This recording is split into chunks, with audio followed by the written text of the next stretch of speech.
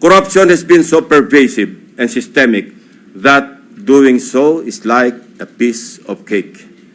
And when I say piece of cake, I mean that funds for a specific project are divided, shares vary depending on greed, big parts swallowed by corrupt operators, both from the public and private sectors. Mr. President, my distinguished colleagues, I rise on a matter of personal and collective privilege to uncover schemes surrounding a systemic problem in our country, one that submerges our nation not just in floodwaters, but in depths of corruption. In the course of our research and investigation, we encountered several words.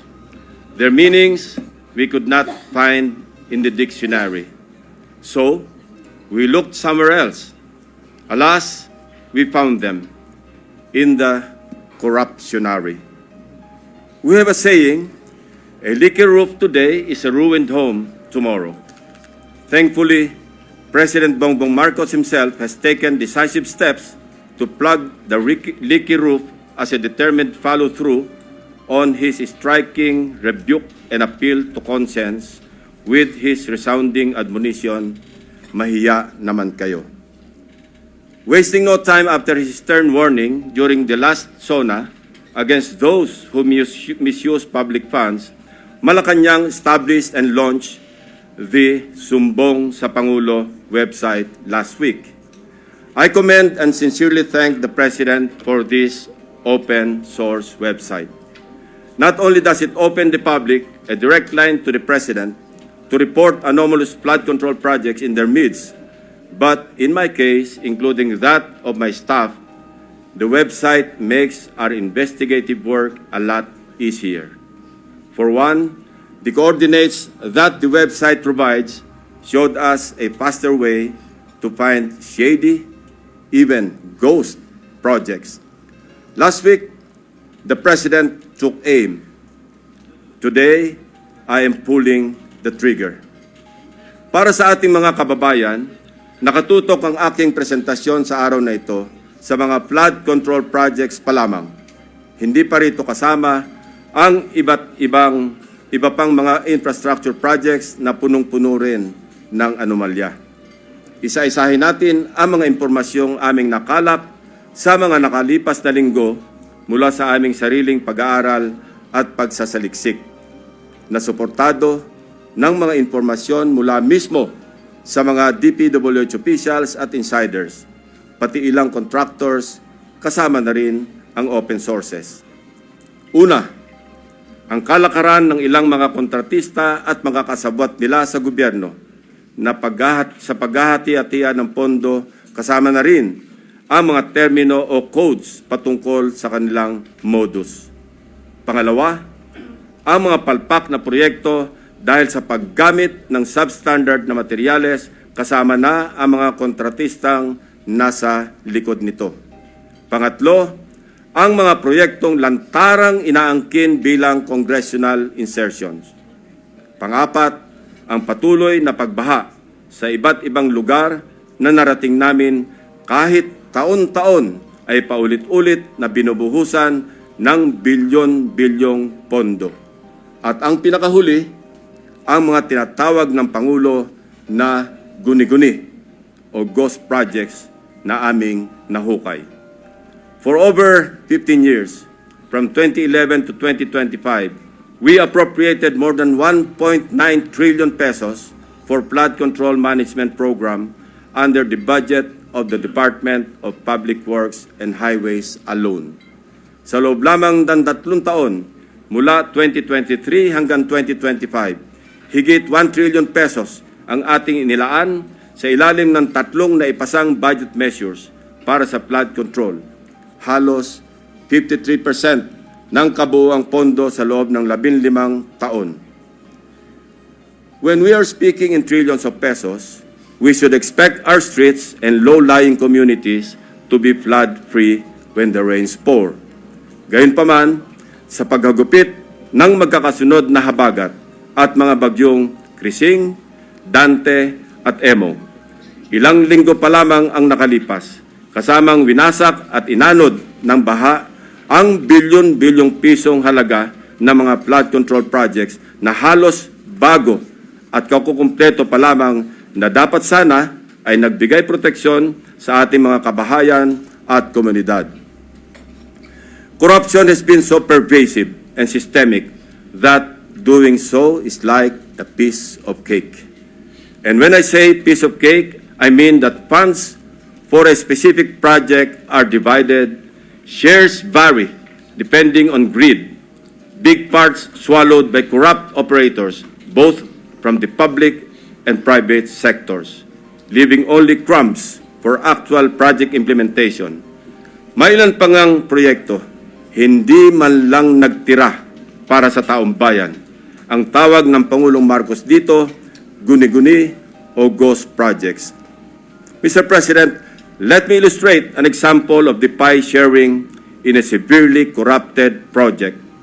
Nais kong bigyan diin na hindi ito representasyon ng lahat ng kalakaran sa flood control projects sa buong Pilipinas. While the pillaging pattern is relatively the same, the pie sharing varies depending on the level of greed. Ihiwalay muna natin ang mga regular o legal na buwis at insurances na automatic na binabawas sa mga proyekto.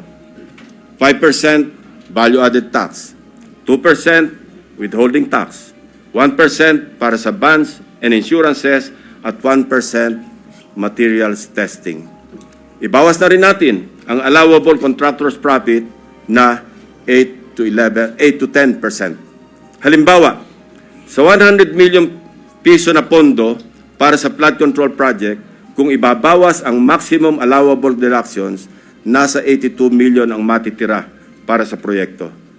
Pero hindi pa rito nagtatapos, Mr. President. Kakatayin pa ang budget para sa mga lagay, commissions, SOPs, at iba-iba pang terminong binubuo para sa shares ng mga korap. Sa mga halos magkakaparehong impormasyon na aming nakalap, ganito kagarapal ang sistema sa hatian ng isang maanumalyang proyekto. 8 to 10% para sa mga opisyal ng DPWH.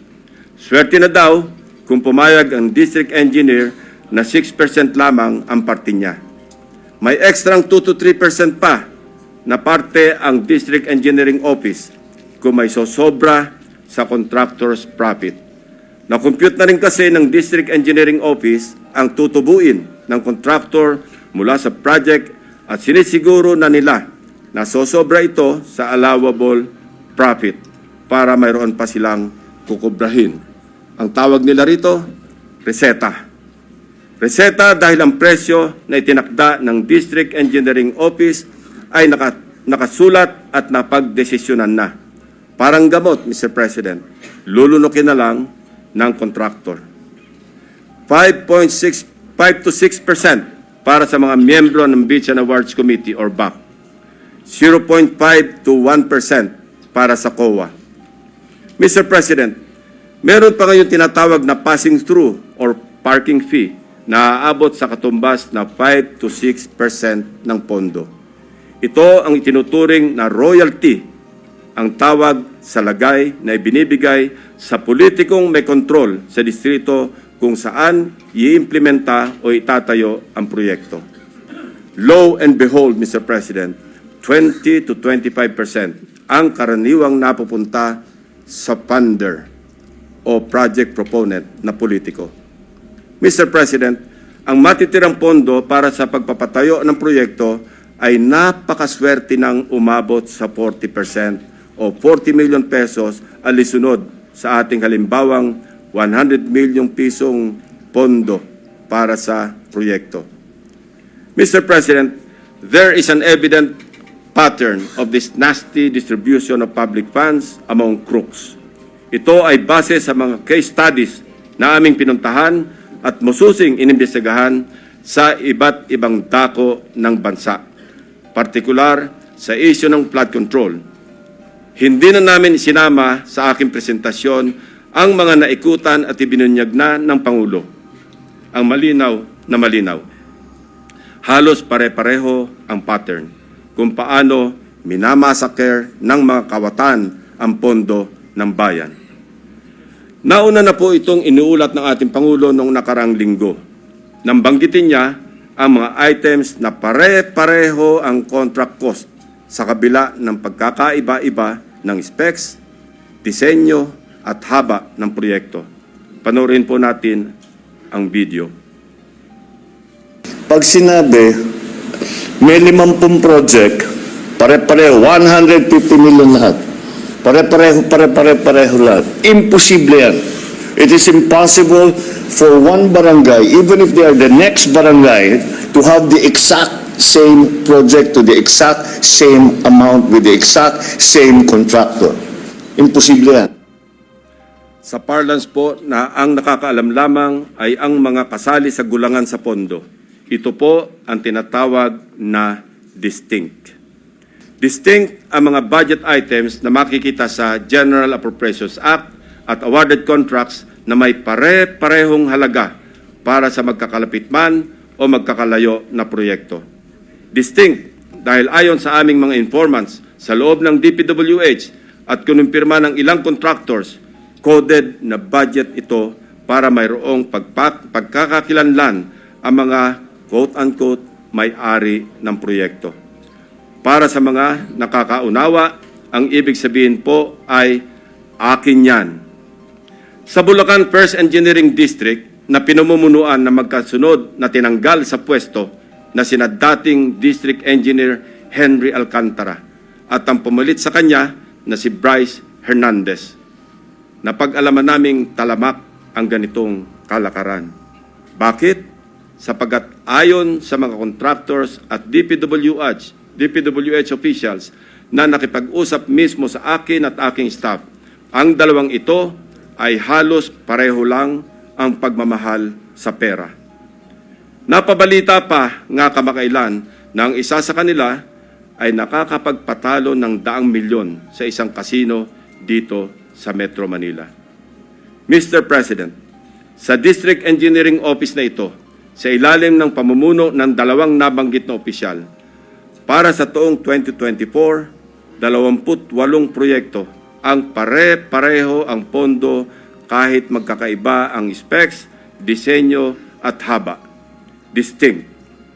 Babalikan po natin, Mr. President, mamaya ang lalawigan ng Bulacan na aming maituturing na pinaka-notorious pagdating sa anomalya ng flood control projects base sa aming mga findings.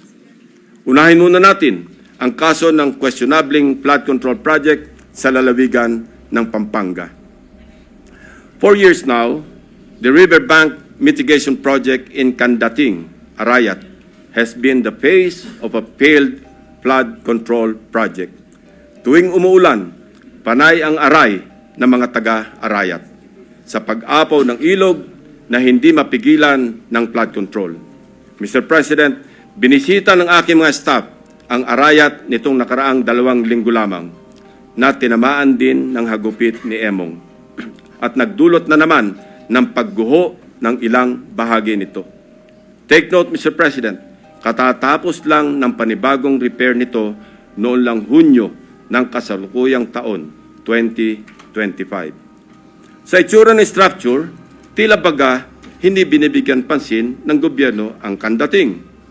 Pero kung babalikan natin 1 taon pa lamang ang nakakaraan o noong Agosto 2024, may gumuho ng flood control matapos mahagupit ng monsoon. Mr. President, a review of the budget books shows that we started funding the construction, rehabilitation of slope protection along Pampanga River, Candating, Arayat, Pampanga, way back in 2018. Let me give a rundown. In 2018, we already spent 20 million pesos on a project for the construction, rehabilitation of slope protection along Pampanga River, Candating section, Arayat. Kalaunan, nasira. Since then, it has become a cycle, Mr. President. We used the people's tax money to repair it in 2023 for a contract price of 91.6 million pesos. it was repaired again by another year's tax money in 2024. This time, not once, but twice, 91.8 million for Phase 1 and 91.4 million for Phase 2. Take note, 20 million pesos lang ito sa una at original construction. If the original construction cost was only 20 million pesos in 2018, why did the repair cost balloon to 350% or 91 million in 2023 and another 183 million pesos in 2024 or an overall increase of 815%? Aba, at nawili na ang funder ng Edmarie Construction na siyang palaging nananalong kontraktor sa Kandating, Arayat, Pampanga noong 2023 at 2024. Naglagay pa ulit ng 100 million pesos ngayong taon. Buti na lang, pinigil ng Malacanang ang pag-release ng pondo. Distinct then, but in a very distinct way. As I mentioned earlier, all of these were awarded to the same mighty contractor, Edmarie Construction and Trading. In total, Edmarie bagged 274.8 billion pesos in taxpayers' money for the rehabilitation and repair of Kandating na tila hindi nagsasawa sa kare-repair. Hindi lang po yan ang issue ng Edmarie. How can this contractor, with an unusual share of controversies, including being delisted as DHSUD builder in 2023, be trusted to rebuild its own consistently collapsing project, which has evidently come with great cost and loss to the government? Paulit-ulit ang pag-repair, ngunit ganito pa rin ang kalagayan sa Kandating, Arayat. Arayat ko po.